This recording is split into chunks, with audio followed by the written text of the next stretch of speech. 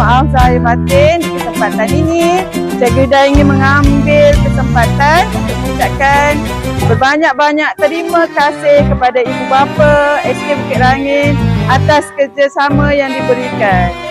Banyak kuih-muih, kek, biskut raya, dadih segala jenis aneka makanan yang disediakan oleh ibu bapa dan penjaga bagi memeriahkan Raya Sebura. Terima kasih banyak-banyak. Selamat Hari Raya.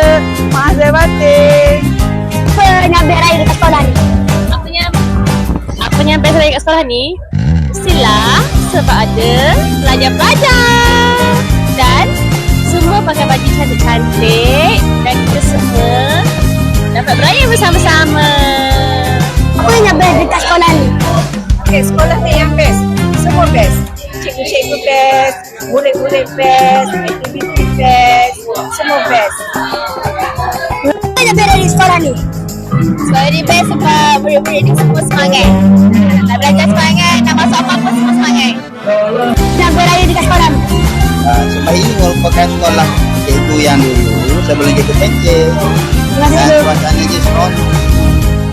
Apa nak best raya dekat sekolah ni? Jumpa-jumpa dengan kawan lah.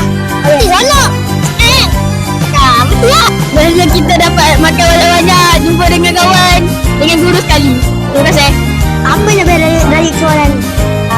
Boleh makan banyak, boleh jumpa kawan.